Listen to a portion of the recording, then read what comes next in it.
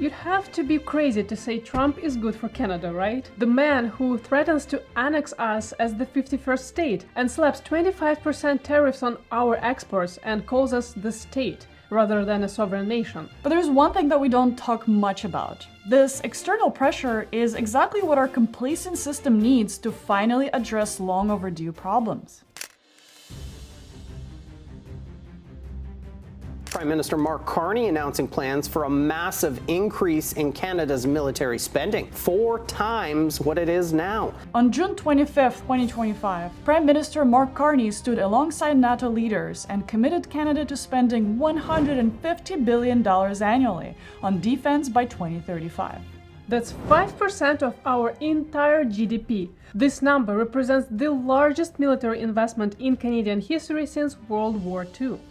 Just 18 months earlier, Canada was spending a measly 1.4% of GDP. We had 1 functioning submarine out of 4. Less than half of our naval fleet was operational. Our military was so degraded that if we had to, we couldn't defend our own Arctic borders. Instead, we thought that being friends with the big defensive neighbor like the US was a smart move, saving us billions that we invested in public services instead. It was a smart move, until it wasn't. In a few months, Canada was forced to finally take responsibility for its own defense. Whether intentional or not, American policy isn't destroying Canada, it's accidentally fixing it. And that is about to launch us into one of the most transformational times in Canada. So the general global narrative is that Canada is a well-managed, progressive democracy with strong institutions and robust public services serving millions of Canadians.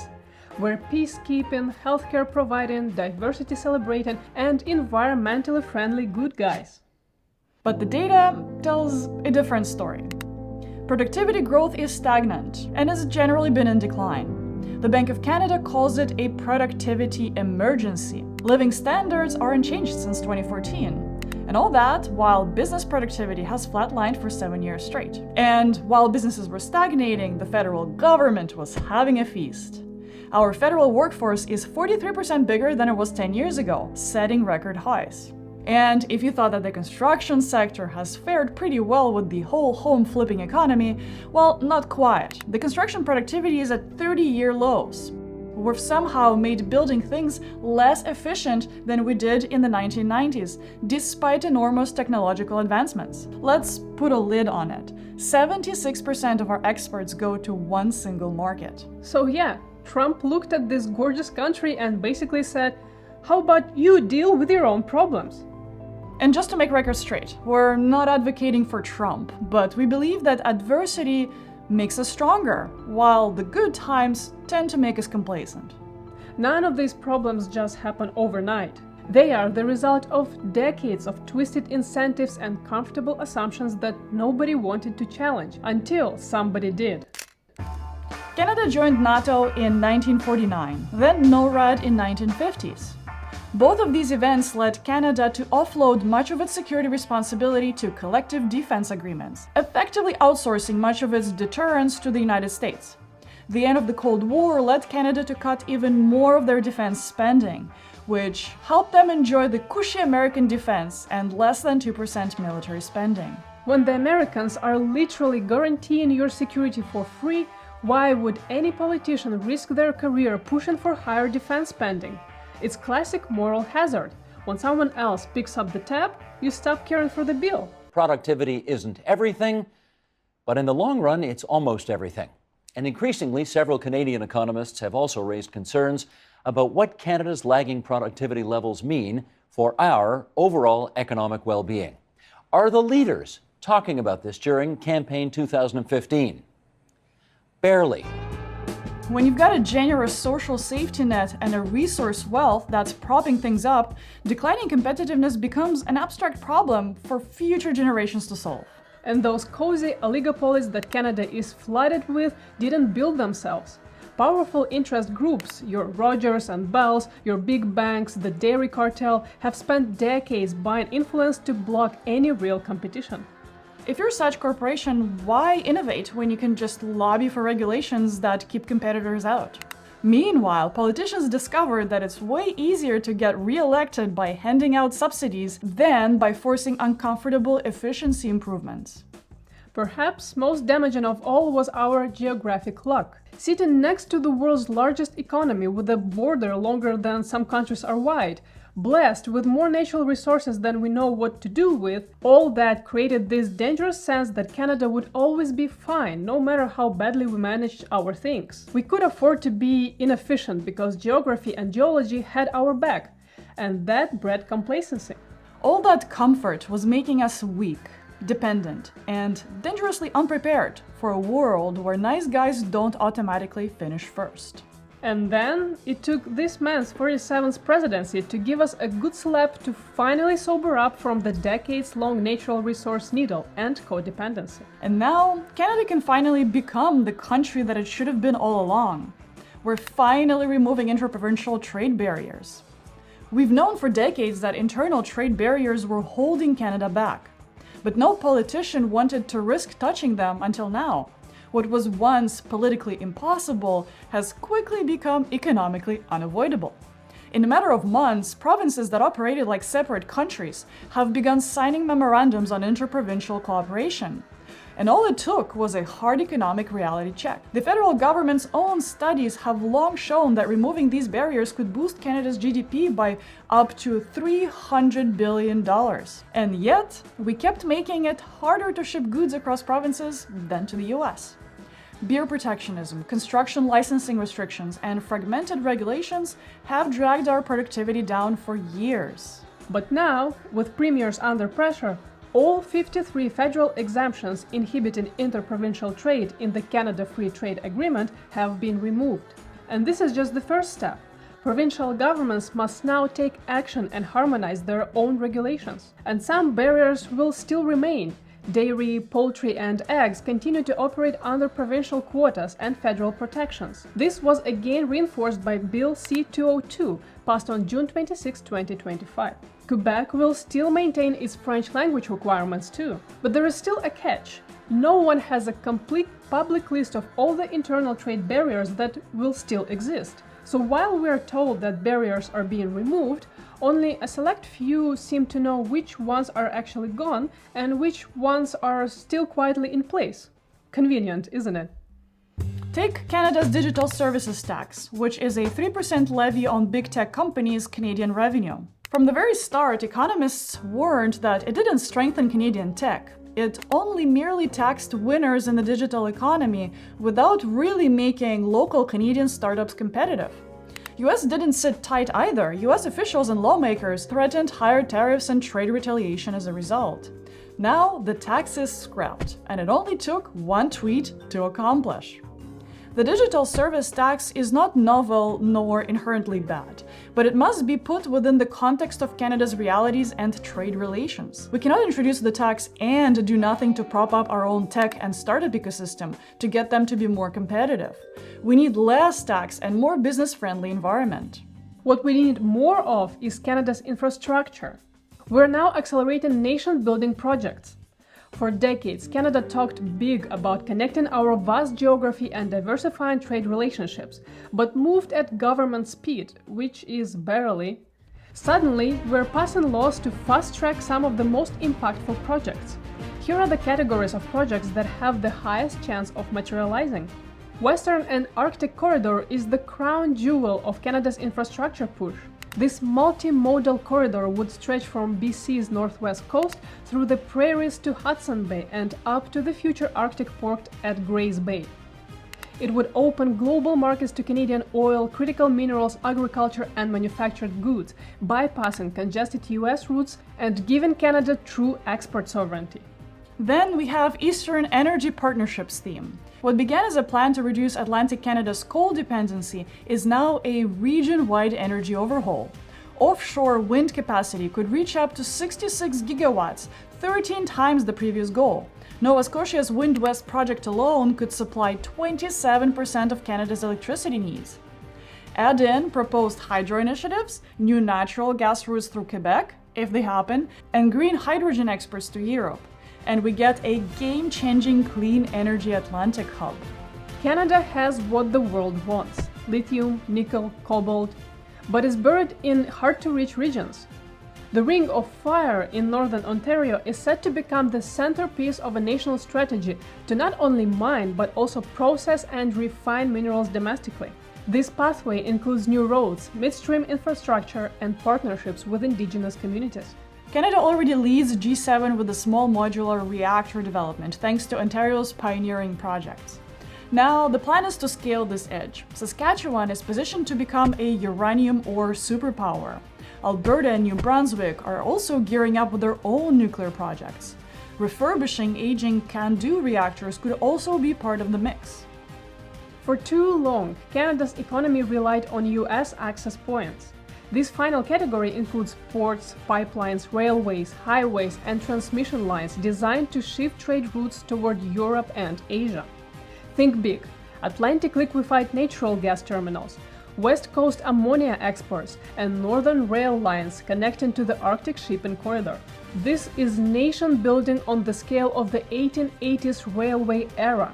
And it's happening because Americans made us realize how dangerous it is to have 76% of trade flowing through one market, controlled by an increasingly unpredictable neighbor. Canada is finally making long overdue investments in infrastructure, laying the groundwork for a more independent and diversified trade future. We're forging stronger relationships with Europe and Asia as a result. This isn't just economic strategy now, it's economic sovereignty. Trump isn't forcing Canada to adopt bad policies, he's forcing us to abandon bad ones that we've been politically cowardly to fix ourselves. Now, thinking that it will all be rainbows and butterflies as of tomorrow is probably not the right expectation. The things will get bad before they get better. The research gives us clues. Infrastructure investments typically generate fewer immediate jobs, about 20 to 25% less than what you would expect from spending in other areas of the economy. Most skilled trades are probably already feeling it. Defense spending historically creates long-term economic benefits. However, it often diverts money and talent and materials away from other industries at first. For example, skilled workers and engineers may shift into defense-related roles, leaving shortages in tech or construction. Government funding and contracts also tend to concentrate on military needs, making it harder for private businesses in non-defense sectors to compete for capital and resources.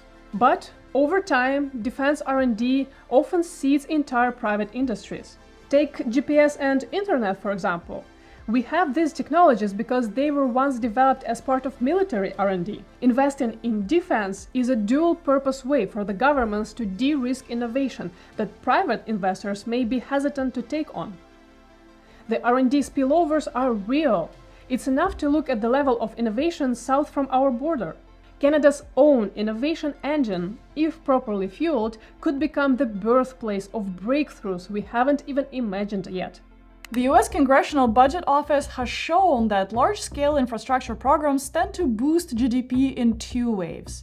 First, through immediate construction and spending activity, and then years later through long-term productivity gains. And these are the types of gains that compound exponentially over the decades. Canada's own shift from a consumption-heavy economy to one investing heavily in defense and infrastructure will likely follow a similar pattern. But in the short term, this reallocation won't be painless and things will get shaky. We should expect sectoral disruptions, rising material costs, and pressure on already tight labor markets as capital and talent move towards these nation-building priorities. We will explore later how that might impact Canada's immigration stance in the future, so make sure to subscribe not to miss it. Overall, the pain will statistically be worth it. And in decades' time, if executed right, these forced changes will eventually make Canada stronger, more competitive, and more independent. You must be wondering, how exactly will that happen? Here is where all these seemingly separate reforms start connecting into something bigger than the sum of their parts. That $150 billion in annual defense spending isn't just about tanks or hopes for the innovation spillover. It's also Canada's response to a much bigger problem, our weakening manufacturing sector in the new tariff climate. With the US tariffs hitting core Canadian exports like aluminium, softwood lumber, and possibly electric vehicles, we're being forced to rethink how we sustain and grow our industrial capabilities. Defense spending in this context is about more than just national security. It's about rebuilding a resilient and self-sufficient manufacturing ecosystem at home. And while we're busy with manufacturing, removing interprovincial trade barriers will unlock billions in GDP gains. Think about it. A skilled trade worker certified in Alberta can finally work in Ontario without the bureaucratic gymnastics. BC lumber can now flow to Quebec markets without regulatory roadblocks. And Canadian companies can scale nationally faster. The country won't be truly free until all interprovincial barriers are lifted. Those proposed Pacific and Atlantic port projects aren't just about reducing US dependence. They are creating entirely new trade corridors that position Canada as a logistics hub for multiple regions simultaneously. That's not just diversification, that's strategic redundancy that makes Canada more resilient to any single market disruption. Every single action we take aren't just isolated reforms. They are interlocking pieces of a comprehensive national renewal that addresses every major structural weakness in the Canadian economy simultaneously. In the span of a few decades, when Canada has modern military capabilities, diversified trade relationships, improved productivity, and fiscal discipline, we'll look back at these times and this pressure as the catalyst that forced the necessary but painful reforms. Imagine Canada in 2050. Our Arctic is patrolled by Canadian-built drones and submarines that actually work. These submarines are manufactured in Halifax shipyards that employ 50,000 people in engineering, advanced materials, and AI. Those same facilities are producing clean energy infrastructure for export because the defense R&D opened up paths for civilian technology breakthroughs. An analysis by Rabobank shows that compared to civilian R&D, defense-related R&D offers a steep productivity payoff, delivering between $8 to $9.4 of economic return for every dollar invested. Defense aside, imagine this. A construction worker in Winnipeg gets a project notification on their phone for a Vancouver build. They apply online, go through the recruitment process powered by AI, and they start work the following week without a single provincial barrier. That same week, lumber from BC mills flows seamlessly in Quebec construction sites. The Canadian construction productivity has finally caught up to 1990s levels and surpassed them. Imagine Canada, where our ports are true global gateways. Halifax isn't just receiving goods from Rotterdam, it's exporting clean hydrogen to Germany and rare earth elements to Norway, all without relying on American intermediaries. Our dependence on US markets didn't shrink because we turned away. It shrank because we turned toward everywhere else. That 76% dependence on American markets has dropped to 45%, not because we trade less with the US, but because we trade so much more with everyone else. Our federal government now runs with 25% fewer employees, not by cutting corners, but by embracing modernization and AI-driven efficiency reforms that private companies have already long treated as standard. Routine tasks like filings, fraud detection, and citizen services are now fully automated. Services are digitized, faster, and able to exchange information with each other. The billions in savings over time are being reinvested into future-shaping industries. We're talking about quantum research clusters in Waterloo, AI innovation hubs in Toronto and Montreal, space technology centers powering satellite and defense advances, and clean energy manufacturing in Calgary. Canadian startups no longer automatically relocate to Silicon Valley because staying in Canada actually makes sense now. With defense R&D creating civilian technologies, they finally have access to cutting-edge research at fraction of a cost. The brain drain is reversing. That's the Canada I look forward to. But it will only become reality if all of us take part in it and stop making excuses for why things can't change and instead start working towards solutions. Thank you for watching. If you agree with this video essay, please click the like button below and subscribe if you haven't already if you want to see more optimistic Canada content. And if you don't agree, leave your comments below. And if you wish to support our channel, you can do so by joining our Patreon or YouTube membership. Your support means a lot to us. Thank you so much for our current members and for your support. If the algorithm got it right, you will like this video next, and we'll see you there. Take care.